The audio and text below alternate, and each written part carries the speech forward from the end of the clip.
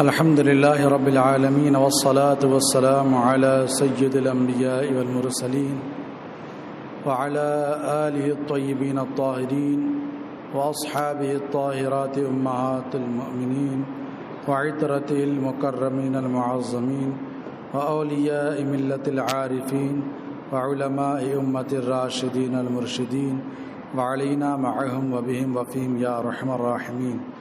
فأعوذ بالله من الشيطان الرجيم. بسم الله الرحمن الرحيم. وسيجنبها الأتقى. صدق اللہ العظیم. بیاں ہو کس زبان سے مرتبہ صدیق اکبر کا،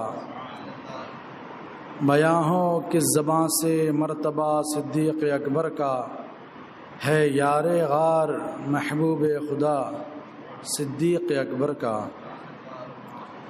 الہی رحم فرما خادم صدیق اکبر ہوں، الہی رحم فرما خادم صدیق اکبر ہوں، تیری رحمت کے صدقے واسطہ صدیق اکبر کا. رسول اور انبیاء کے بعد جو افضل ہو عالم سے، رسول اور انبیاء کے بعد جو افضل ہو عالم سے، یہ عالم میں ہے کس کا مرتبہ؟ صدیق اکبر کا. گدا صدیق اکبر کا خدا سے فضل پاتا ہے، گدا صدیق اکبر کا خدا سے فضل پاتا ہے، خدا کے فضل سے میں ہوں گدا صدیق اکبر کا.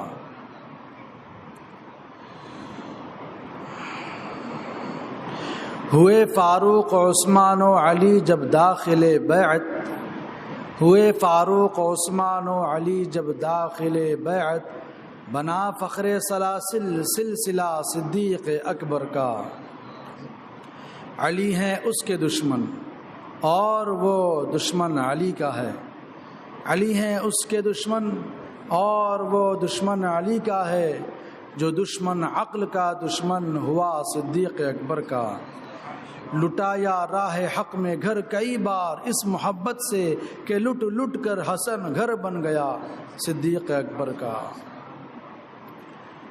اہل سنت کے قدیم دستور کے مطابق آئیے ہم سب مل کر عز و معروف سے قبل حضور اکرم سرور عالم صلی اللہ تعالی علیہ وسلم کی مقدس و پرنور بارگاہ میں ہدیہ درود و سلام پیش کریں اور پڑھیں. اللہم صلی علی سیدنا و نبینا و شفیعنا و حبیبنا و مولانا محمد وعلی آلہ و اصحابہ و بارک وسلم. صلاۃ و سلام علیک یا سیدی یا رسول اللہ صلی اللہ تعالی علیہ وسلم.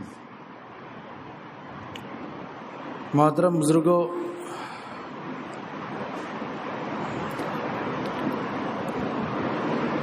یہ دنیا کی زندگی ہے جو ہم گزار رہے ہیں، اور یہ کوئی ہمارے لیے کوئی نئی بات نہیں ہے، بلکہ جو بھی دنیا میں آتا ہے زندگی گزارتا ہے اور ایک وقت اجل جب آتا ہے تو وہ دنیا سے چلا بھی جاتا ہے. یہ دنیا حادث ہے، اللہ تبارک و تعالیٰ کی ذات قدیم ہے. کل کچھ نہیں تھا، پھر دنیا کا وجود ہوا،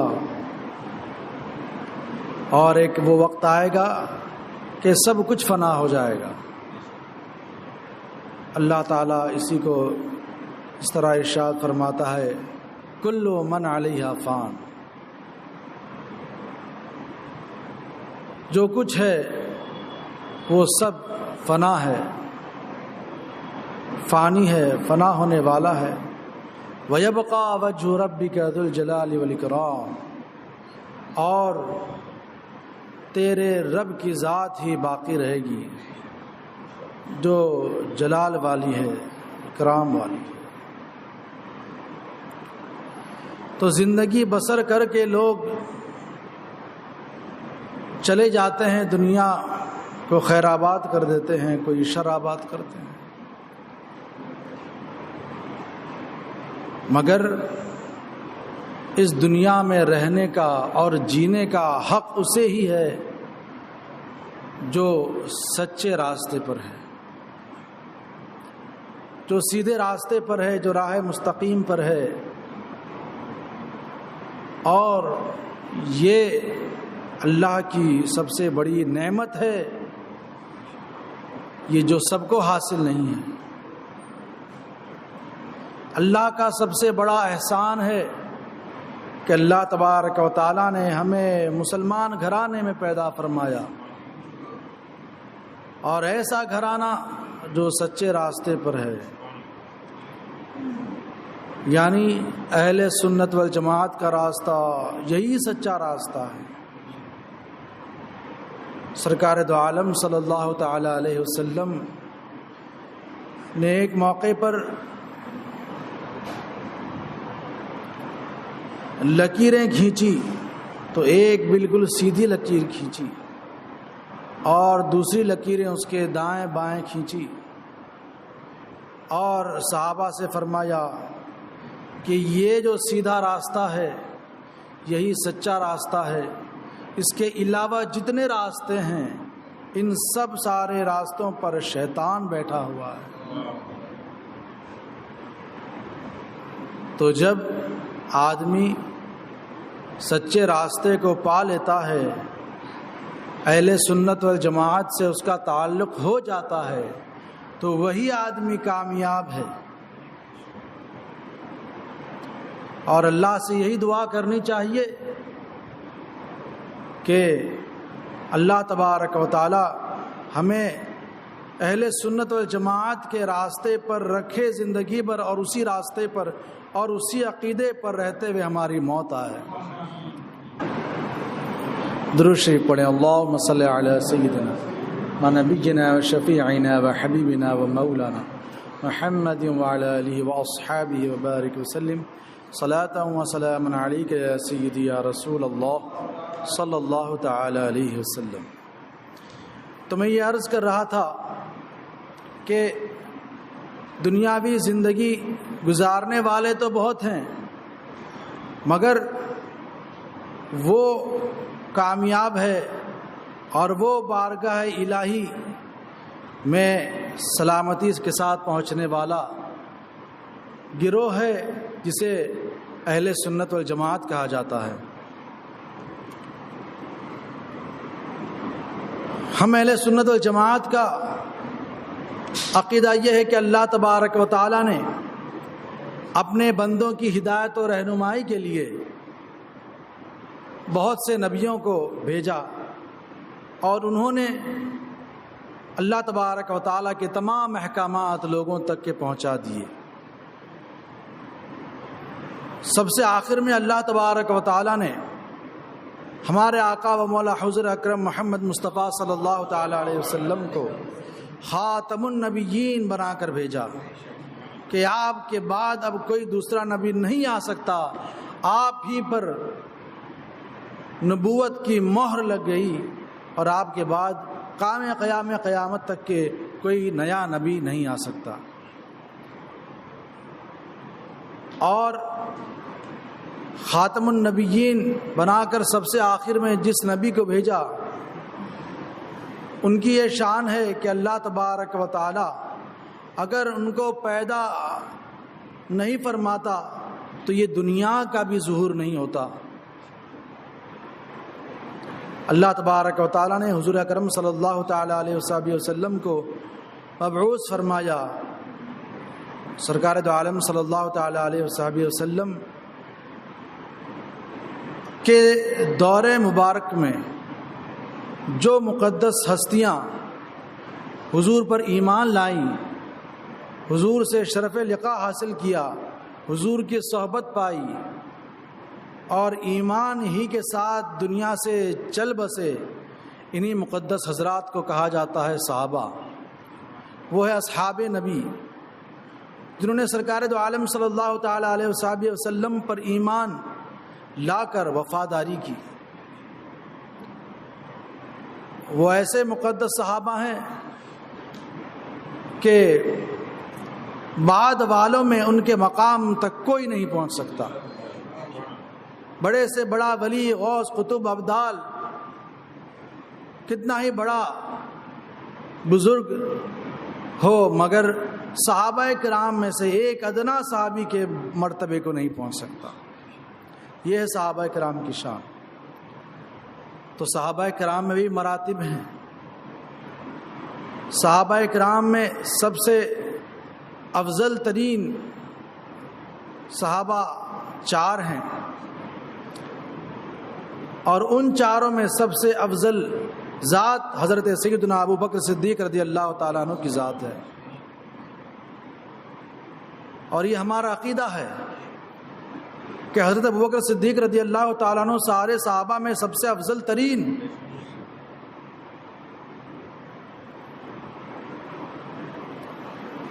آئیے حضرت عمر فاروق اعظم رضی اللہ تعالیٰ عنہ جو خلیفہ دوم تھے، ان سے پوچھیں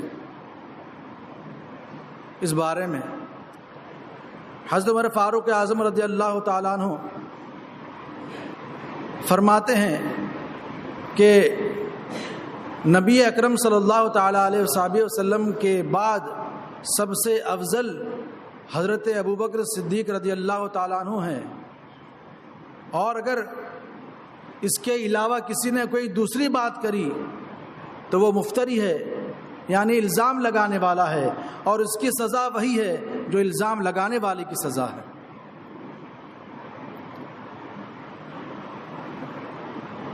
حضرت عبداللہ ابن عمر رضی اللہ تعالیٰ عنہما سے روایت ہے، وہ فرماتے ہیں کہ ہم اللہ کے رسول صلی اللہ تعالیٰ علیہ وسلم کے زمانہ مبارکہ میں تمام صحابہ کرام میں سب سے افضل شمار کرتے تھے حضرت سیدنا ابوبکر صدیق رضی اللہ تعالیٰ عنہ کو، ان کے بعد حضرت عمر بن خطاب رضی اللہ تعالیٰ عنہ کو، ان کے بعد حضرت عثمان بن عفان رضی اللہ تعالیٰ عنہ کو۔ حضرت ابو ہریرہ رضی اللہ تعالیٰ عنہ فرماتے ہیں کہ ہم صحابہ کرام آپس میں بہت زیادہ عزیز تھے، بہت مل جل کر رہا کرتے تھے، اور ہماری تعداد بہت تھی۔ ہم صحابہ کرام کے مراتب اس طرح بیان کرتے تھے کہ سب سے افضل حضرت سیدنا ابوبکر صدیق رضی اللہ تعالیٰ عنہ ہیں، ان کے بعد حضرت عمر فاروق اعظم ہیں، ان کے بعد حضرت عثمان بن عفان رضی اللہ تعالیٰ عنہ ہیں۔ یہ کہہ کر ہم خاموش ہو جاتے تھے۔ آئیے اہل بیت کرام میں سے ایک عظیم ہستی حضرت امام حسن رضی اللہ تعالیٰ عنہ سے پوچھتے ہیں۔ حضرت امام حسن رضی اللہ تعالیٰ عنہ فرماتے ہیں کہ ایک مرتبہ میں اپنے والد گرامی حضرت علی کرم اللہ تعالی وجہ الکریم سے پوچھا کہ صحابہ میں سب سے افضل کون ہے؟ تو فرمایا کہ ابو بکر۔ میں نے دریافت کیا ان کے بعد کون ہیں؟ تو فرمایا حضرت عمر فاروق۔ وہ فرماتے ہیں حضرت امام حسن کہ مجھے خدشہ تھا کہ اگر میں دوبارہ پوچھ لیتا کہ ان کے بعد کون ہیں تو حضرت عثمان غنی ذو النورین رضی اللہ تعالیٰ عنہ کا نام لیتے، تو میں نے نہیں پوچھا یہ، بلکہ میں نے اس طرح پوچھا کہ اس کے بعد تو افضل ترین آپ ہی ہیں نا۔ تو حضرت علی کرم اللہ تعالیٰ وجہ الکریم نے فرمایا کہ میں تو ایک عام سا آدمی ہوں۔ پتہ کیا چلا؟ حضور کے زمانہ مبارکہ سے صحابہ کرام افضل ہونے کی جو ترتیب سمجھتے تھے، افضل ہونے کی ترتیب جو شمار کرتے تھے، اور ان کا جو ایمان و یقین تھا وہ یہی تھا کہ صحابہ میں سب سے افضل حضرت ابوبکر صدیق ہیں، پھر حضرت عمر فاروق ہیں، ان کے بعد حضرت عثمان غنی ذو النورین رضی اللہ تعالیٰ عنہ۔ حضرت ابوبکر صدیق رضی اللہ تعالیٰ عنہ کی بہت بلند بالا شان ہے۔ آپ اسی سے اندازہ لگائیں کہ انبیاء کرام کے بعد، اور یہ حضرت عمر فاروق اعظم رضی اللہ تعالیٰ عنہ کا قول ہے، فرماتے ہیں کہ انبیاء کرام کے بعد اس روئے زمین پر سب سے افضل ترین جو ذات ہے وہ حضرت ابوبکر صدیق رضی اللہ تعالیٰ عنہ کی ذات ہے۔ کیا پتہ چلا کہ اس روئے زمین پر ان سے بڑھ کر انبیاء کرام کے بعد فضیلت والا کوئی ہو ہی نہیں سکتا۔ بیاں ہو کس زبان سے مرتبہ صدیق اکبر کا ہے، یار غار محبوب خدا صدیق اکبر کا۔ حضور علیہ الصلوۃ والسلام ارشاد فرماتے ہیں کہ جس نے بھی مجھ پر ایمان لایا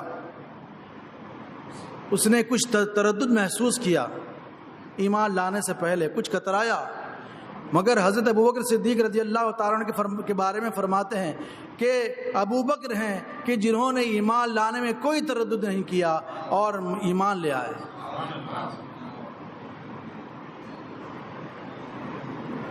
حضرت ابوبکر صدیق رضی اللہ تعالیٰ عنہ بہت بڑے تاجر ہے، تجارت کی غرض سے ملک شام تشریف لے گئے تھے کہ تو آپ اس سفر کے دوران ایک خواب دیکھتے ہیں۔ خواب یہ دیکھتے ہیں کہ چاند و سورج آسمان سے نیچے آ رہے ہیں، نیچے کی طرف آ رہے ہیں، یہاں تک کہ وہ نیچے آتے رہے یہاں تک کہ میری گود میں آ گئے اور میں نے ان چاند سورج کو اپنے سینے سے لگا لیا۔ یہ بڑا عجیب خواب تھا، تعجب خیز خواب تھا۔ فرماتے ہیں میں نے ایک راہب کے پاس پہنچا اور اس کی تعبیر پوچھی۔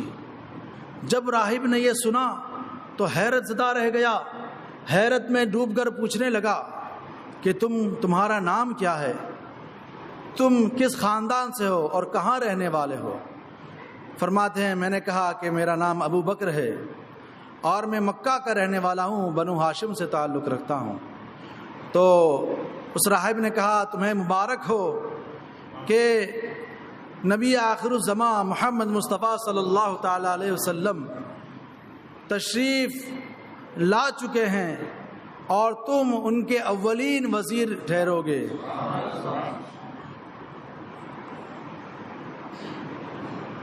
اور وہ راہب یہ بھی کہتا ہے کہ یہ بات ہماری کتابوں میں موجود ہے، میں نے یہ بات توریت میں پڑھی ہے اور علماء اس بات پر متفق ہیں کہ ایک ذات ہے جس کو اللہ تبارک و تعالی آخری نبی بنا کر بھیجے گا اور اس کا نام ہے محمد صلی اللہ تعالی علیہ وسلم۔ وہ دنیا میں تشریف لا چکے ہیں اور میں ان پر ایمان لا چکا ہوں، مگر عیسائیوں کے ڈر سے اپنا ایمان چھپائے رکھا ہوں، تم پر میں نے اپنا ایمان ظاہر کر دیا۔ حضرت صدیق اکبر رضی اللہ تعالیٰ عنہ جلدی سے مکہ مکرمہ پہنچے اور حضور علیہ الصلوۃ والسلام کی بارگاہ میں پہنچ کر اسلام میں داخل ہو گئے۔ فرماتے ہیں کہ یہ اسلام میں داخل ہونے سے پہلے کا واقعہ بیان کرتے ہوئے فرماتے ہیں کہ میں حرم کعبہ میں بیٹھا ہوا تھا اور میرے سے کچھ ہی قریب زید بن عمرو بیٹھے ہوئے تھے کہ وہاں پر سے ایک شخص گزرا اور زید بن عمرو سے کہا اے طالب خیر کیسے ہو، کیا حال ہے؟ انہوں نے کہا خیریت ہوں۔ اس نے پوچھا کہ کیا تم نے پا لیا جس کی جستجو اور تلاش میں تھے؟ زید بن عمرو جواب میں کہا کہ میں نے تو بہت تلاش و جستجو کی مگر ناکام رہا۔ تو وہ شخص کہتا ہے کہ وہ ذات تم جس کی جستجو میں ہو وہ ایسی ذات ہے کہ قیامت کے دن سارے دین مٹ جائیں گے مگر ان کا دین باقی رہے گا۔ حضرت ابوبکر صدیق رضی اللہ تعالیٰ عنہ فرماتے ہیں کہ میں نے یہ گفتگو سنی اور اپنے چچا ورقہ بن نوفل کے پاس گیا جو اللہ کی کتاب کے بہت بڑے عالم تھے۔ میں نے ان سے جا کر پوچھا کہ کیا کوئی نبی تشریف لانے والے ہیں؟ تو انہوں نے کہا ہاں نبی تشریف لا چکے ہیں۔ حضرت ابوبکر نے پوچھا کہ وہ کس بات کی تعلیم دیں گے؟ ورقہ بن نوفل نے کہا کہ وہ اللہ تبارک و تعالیٰ کے احکام کی تعلیم دیں گے اور ظلم و زیادتی سے روکیں گے۔ حضرت ابوبکر صدیق رضی اللہ تعالیٰ عنہ فرماتے ہیں کہ فوراً مجھے اشتیاق ہوا ملاقات کا اور میں حضور کی بارگاہ میں حاضر ہو کر داخل اسلام ہو گیا۔ حضرت ابوبکر صدیق رضی اللہ تعالیٰ عنہ کی یہ شان ہے کہ ایام جاہلیت میں بھی آپ نے کبھی بت پرستی نہیں کی، آپ کبھی بت کی طرف نہیں گئے، اور آپ نے کبھی شراب نہیں پی، آپ نے کبھی زنا کی طرف کوئی توجہ نہیں کی۔ یہ ہے حضرت ابوبکر صدیق رضی اللہ تعالیٰ عنہ کی ذات۔ اور حضرت ابوبکر صدیق رضی اللہ تعالیٰ عنہ کب ایمان لائے؟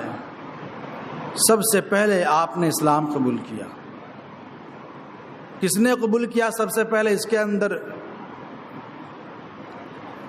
جو مختلف روایتیں ہیں اس کے اندر تطبیق اس طرح سے دی گئی ہے کہ مردوں میں سب سے پہلے ایمان لانے والے حضرت ابوبکر صدیق ہیں، بچوں میں سب سے پہلے ایمان لانے والے حضرت علی ہیں، خواتین میں سب سے پہلے ایمان لانے والی حضرت خدیجہ الکبریٰ رضی اللہ تعالیٰ عنہ ہیں، اور آزاد کردہ غلاموں میں سب سے پہلے ایمان کی دولت پانے والے حضرت زید بن حارثہ رضی اللہ تعالیٰ عنہ ہیں۔ آپ غور کریں کہ وہ وقت تھا کہ جب حضرت ابوبکر صدیق رضی اللہ تعالیٰ عنہ نے دولت ایمان حاصل کی، کہ وہ وقت پرفتن تھا کہ اس وقت اسلام کی بھی تبلیغ و اشاعت خفیہ طور پر ہوا کرتی تھی۔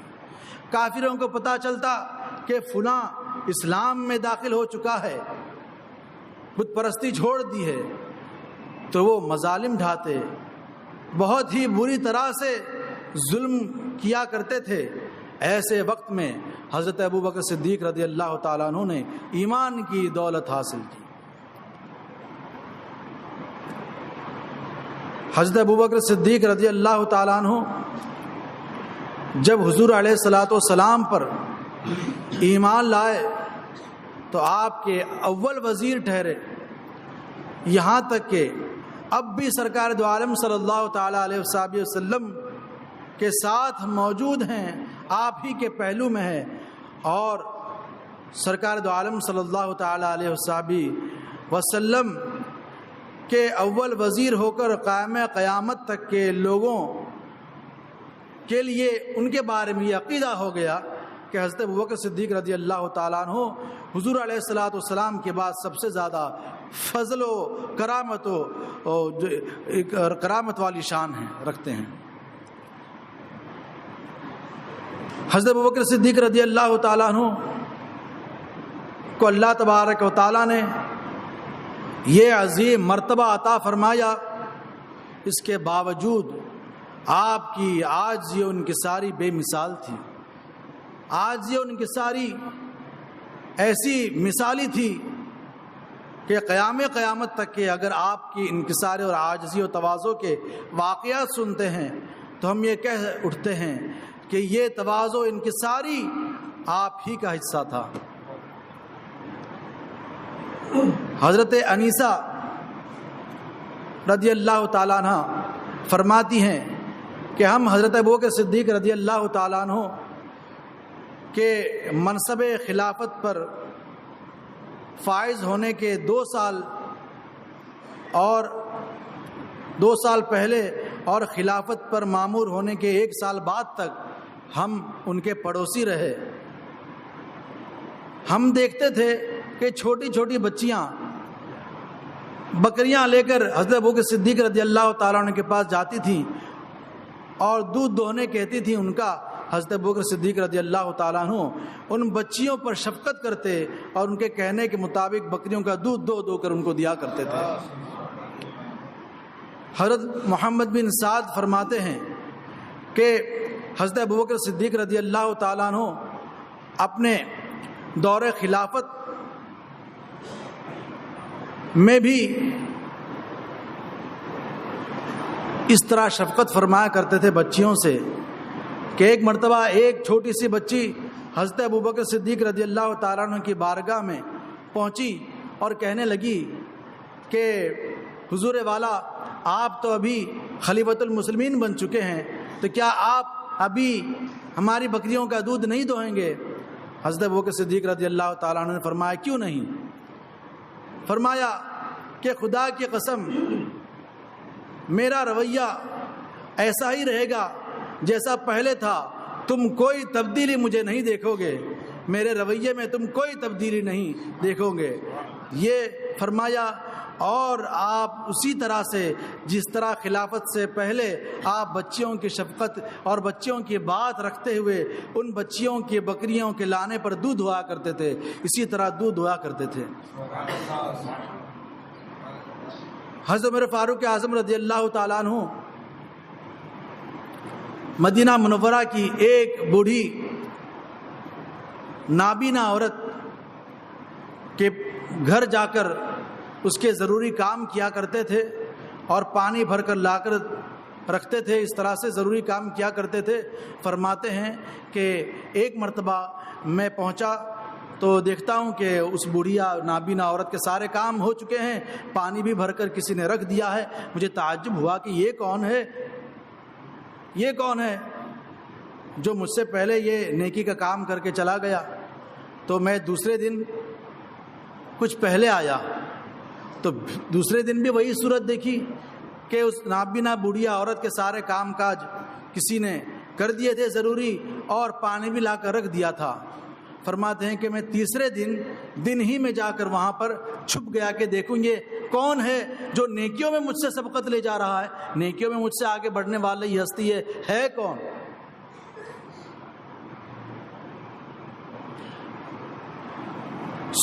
صبح دن ہی میں حضرت عمر فاروق اعظم رضی اللہ تعالیٰ عنہ وہاں پہنچے اور چھپ کر دیکھتے رہے تو انہوں نے یہ دیکھا، اور یہ حضرت ابوبکر صدیق رضی اللہ تعالیٰ عنہ کے دور خلافت کا واقعہ ہے۔ وہ دیکھتے ہیں کہ حضرت ابوبکر صدیق رضی اللہ تعالیٰ عنہ تشریف لائے اور اس بڑھیا کے سارے ضروری کام سر انجام دیے، پانی بھی بھر کر رکھ دیا اور پھر وہاں سے چل دیے۔ حضرت عمر فاروق اعظم فرماتے ہیں کہ میں نے اپنے دل میں کہا کہ یہ شان ابوبکر ہی کی ہو سکتی ہے کہ جو نیکیوں میں مجھ سے سبقت کرتے ہیں۔ ایک تو غزوہ تبوک کا موقع تھا کہ جس میں سرکار دو عالم صلی اللہ تعالیٰ علیہ وسلم نے صحابہ میں اعلان کر دیا کہ اے صحابہ مال لاؤ اور جمع کرو مجاہدین کے لیے۔ تو سب نے اپنے اپنے حسب استطاعت مال اور جو کچھ گھر سے لا سکے مجاہدین کے لیے لا کر ڈھیر کر دیا۔ حضرت عمر فاروق اعظم رضی اللہ تعالیٰ عنہ فرماتے ہیں کہ اس وقت میرے پاس بہت کچھ مال تھا، میں نے اپنے اس مال کا آدھا حصہ اپنے گھر کے لیے تو رکھا مگر آدھا حصہ حضور کی خدمت میں لا کر پیش کر دیا۔ اور میں یہ سوچ رہا تھا کہ آج کا وہ موقع ہے کہ میں ابو بکر سے نیکیوں میں آگے بڑھ جاؤں گا، نیکیوں میں ابو بکر سے آگے بڑھ جاؤں گا۔ اور یہ صحابہ کرام کا جذبہ عمل تھا، اور یہ صرف دکھاوا نہیں تھا کہ لوگوں کی واہ واہی کے لیے ہم ایک دوسرے سے آگے بڑھ جائیں، نہیں، بلکہ یہ صحابہ کرام کا جذبہ عمل تھا، جذبہ ایثار تھا کہ وہ قرآن پاک کی آیت پر عمل کرتے تھے۔ فاستبقوا الخیرات، اللہ تعالیٰ فرماتا ہے کہ نیکی کے کاموں میں تم ایک دوسرے سے بڑھ جاؤ۔ اللہ تبارک و تعالیٰ آج کے سنی مسلمانوں کی بھی اس کی توفیق عطا فرمائے۔ تو فرماتے ہیں کہ میں یہ سمجھ رہا تھا کہ آج ابو بکر سے نیکیوں میں بڑھ جاؤں گا۔ حضرت ابو بکر کا کوئی پتہ نہیں ہے، سب لا رہے ہیں اپنے وہ اپنے مطابق اپنے حسب استطاعت جمع کر رہے ہیں، مگر حضرت ابوبکر صدیق رضی اللہ تعالیٰ عنہ کا کوئی پتہ نہیں۔ حضرت ابوبکر صدیق رضی اللہ تعالیٰ عنہ آتے ہیں، آخر میں آتے ہیں، مگر اس شان سے کہ اپنے گھر کا سارا ساز و سامان اٹھا کر لاتے ہیں، اور اپنے یہاں تک کہ کپڑے بھی، اور کپڑے کی جگہ پر ایک چادر لپیٹے ہوئے، بٹن کی جگہ پر ببول کے کانٹے لگائے ہوئے لاتے ہیں اور حضور کی خدمت میں رکھ دیتے ہیں، پیش کر دیتے ہیں۔ سرکار علیہ الصلوۃ والسلام بہت خوش ہوتے ہیں، مسرت کا اظہار فرماتے ہیں اور دریافت فرماتے ہیں، اے ابو بکر تم نے اپنے گھر والوں کے لیے بھی کچھ چھوڑا ہے یا نہیں؟ حضرت ابوبکر صدیق فرماتے ہیں، اے یا رسول اللہ علیہ الصلوۃ والسلام، میں نے اپنے گھر والوں کے لیے اللہ اور اس کے رسول کو چھوڑا ہے۔ ایک مرتبہ حضرت عائشہ صدیقہ طیبہ طاہرہ عفیفہ ام المؤمنین رضی اللہ تعالیٰ عنہ کے پاس حضور تشریف فرما تھے. رات کا وقت تھا، تارے جھلملا رہے تھے. حضرت عائشہ فرماتی ہیں، حضرت عائشہ حضور سے دریافت کرتی ہیں کہ اللہ کے رسول صلی اللہ تعالیٰ علیہ وسلم یہ بتائیں کہ آسمان میں جتنے تارے چمک رہے ہیں کیا ان تاروں کی تعداد کے مطابق بھی کسی کی نیکیاں ہیں؟ حضور نے ارشاد فرمایا ہاں وہ عمر ہے کہ جس کی اتنی کثرت کے ساتھ نیکیاں ہیں.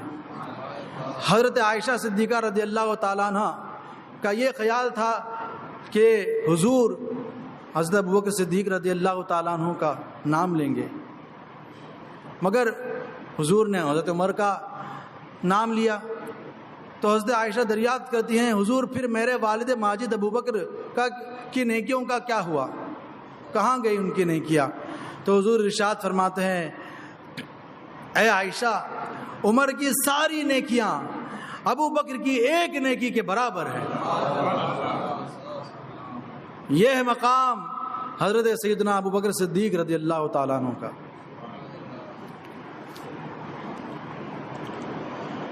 حضرت ابو بکر صدیق رضی اللہ تعالیٰ عنہ جب خلافت کے بار کو سنبھالا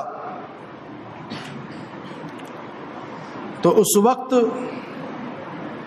منکرین زکوٰۃ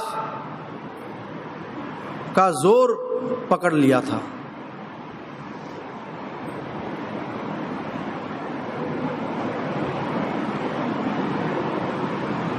کہ سرکار دو عالم صلی اللہ تعالی علیہ وسلم کے دور پاک ہی میں ایک وہ شخص تھا اسود عنسی نام کا جو اپنے نبی ہونے کا دعویٰ کیا تھا، اور مدینہ منورہ یہ خبر سرکار علیہ الصلوۃ والسلام کی وصال ظاہری کے بعد پہنچی. تو حضرت ابوبکر صدیق رضی اللہ تعالیٰ عنہ کو جب یہ خبر پہنچی تو حضرت ابوبکر صدیق رضی اللہ تعالیٰ عنہ نے ایک قافلہ تیار کیا، یہاں تک کہ اس قافلے کو بھیجا تاکہ اس پر حاوی ہو جائے، اور ایسا ہی ہوا. وہ قافلہ اسود عنسی کو قتل کیا، یہاں تک کہ ہمیشہ کے لیے وہ فتنہ زمیں بوس ہو گیا. اور منکرین زکوٰۃ کا فتنہ اٹھا. یہ وہ گروہ تھا جو سارے احکامات پر تو سختی سے عمل کرتا تھا مگر صرف زکوٰۃ کی ادائیگی کا منکر تھا. حضرت ابوبکر صدیق رضی اللہ تعالیٰ عنہ نے فرمایا کہ میں اس گروہ سے لڑوں گا، اس سے جنگ کروں گا. مگر صحابہ کرام کی رائے مختلف تھی. وہ یہ سمجھتے تھے کہ وہ تو کلمہ پڑھ کر اسلام میں داخل ہو چکا ہے، وہ گروہ صرف زکوٰۃ ہی کا تو منکر ہے. یہاں تک کہ حضرت عمر فاروق اعظم رضی اللہ تعالیٰ عنہ نے حضرت ابوبکر صدیق سے عرض کیا کہ خلیفۃ المسلمین آپ کیوں کر ان سے جنگ کر سکتے ہیں جبکہ وہ کلمہ اسلام پڑھ کر اپنی جان کو محفوظ کر لیا ہے. حضرت ابوبکر صدیق رضی اللہ تعالیٰ عنہ نے جواب ارشاد فرماتے ہوئے فرمایا کہ میں ضرور اس سے لڑوں گا کہ جو زکوٰۃ اور نماز میں فرق کرتا ہے، کہ نماز جس طرح فرض ہے زکوٰۃ کیا اس طرح فرض نہیں، جس طرح نماز فرض ہے زکوٰۃ بھی اسی طرح فرض ہے، میں ضرور اس سے لڑوں گا، یہ فرمایا. اور پھر اس کے بعد آپ نے لشکر تیار کیا، یہاں تک کہ اس کا بھی سد باب ہو گیا اور ہمیشہ کے لیے وہ فتنہ ختم ہو گیا. حضرت ابوبکر صدیق رضی اللہ تعالی عنہ کو پتہ چلا کہ منکرین زکوٰۃ کا جو گروہ ہے وہ مدینے پر چڑھائی کرنے کی تیاری میں ہے.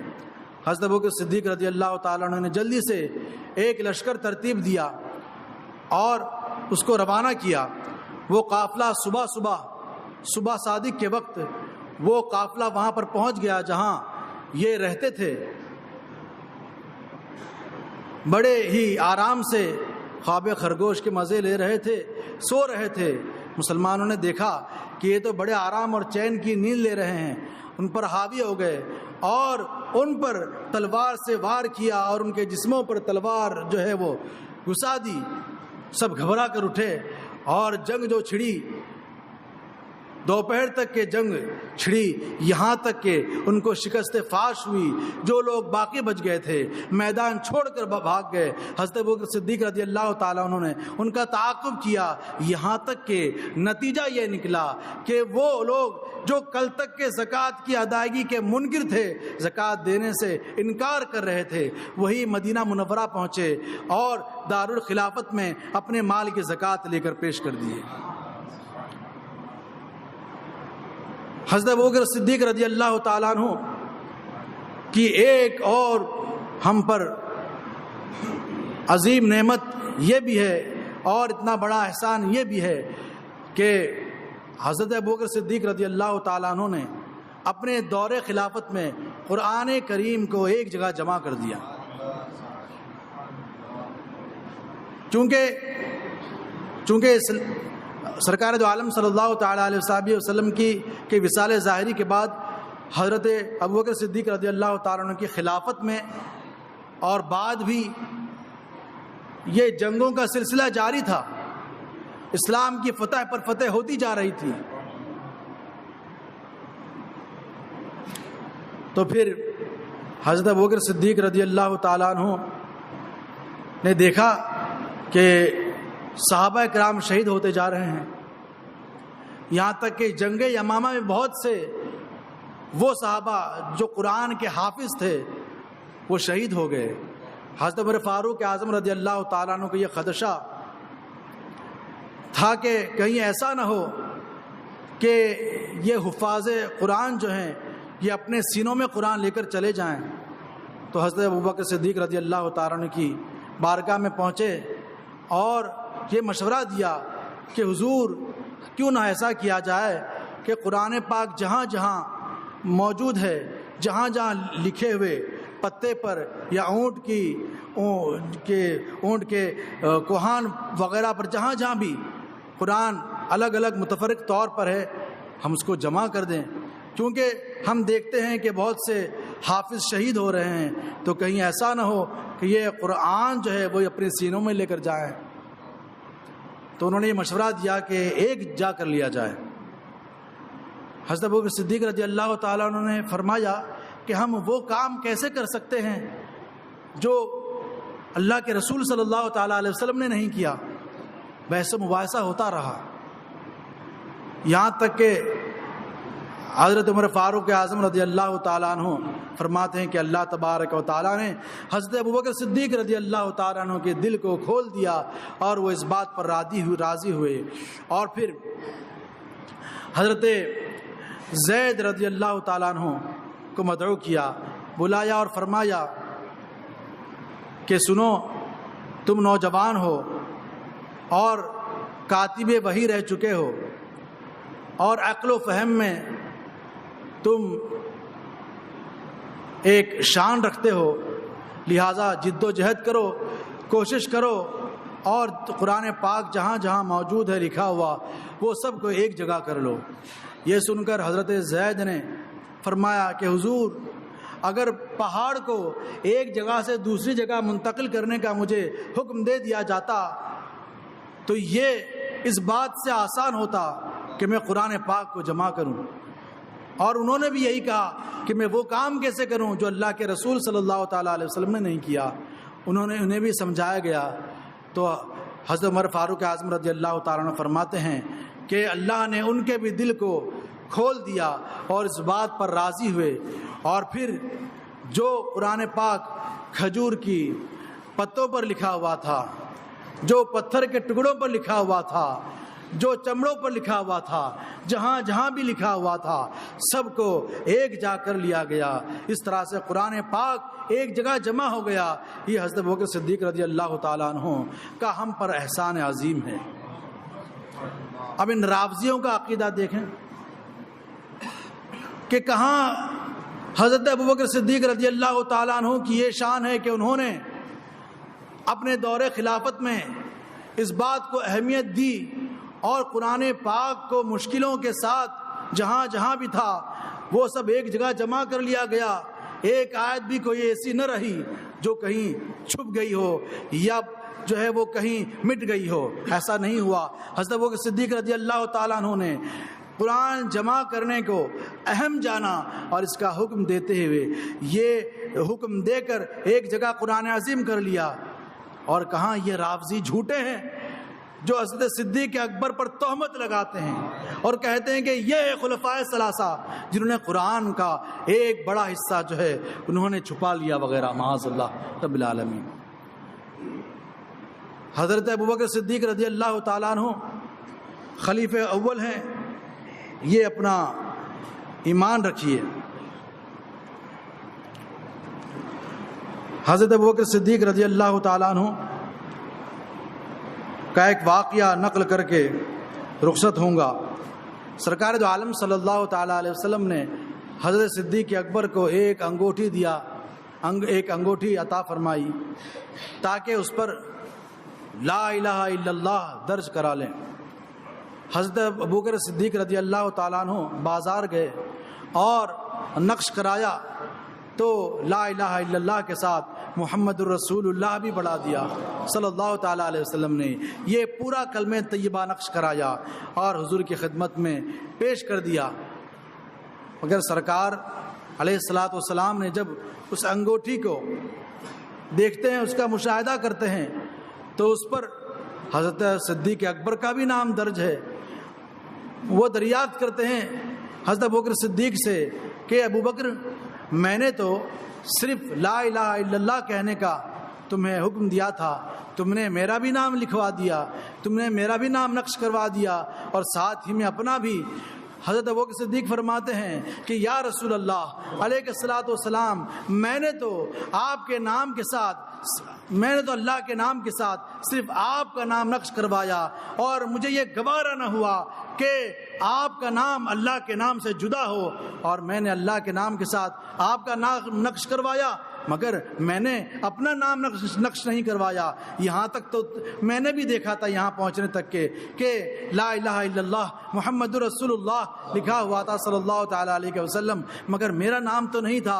اتنے میں حضرت جبریل امین رضی اللہ تعالیٰ، حضرت جبریل امین علیہ الصلوۃ والسلام بارگاہ رسالت میں حاضر ہوتے ہیں اور عرض گزار ہوتے ہیں، یا رسول اللہ علیہ الصلوۃ والسلام، ابو بکر نے آپ کے نام کو اللہ کے نام سے جدا کرنا گوارا نہ کیا اور اللہ تبارک و تعالیٰ اس بات کو گوارا نہ کیا کہ آپ کے ساتھ ابو بکر کا نام جدا رہے. یہ روایت تفسیر کبیر کی ہے. الغرض حضرت ابوبکر صدیق رضی اللہ تعالیٰ عنہ کی بڑی شان ہے اور آپ کی کرامتیں بھی بہت سی ہیں. ایک کرامت عرض کروں. آپ کا آخری وقت تھا.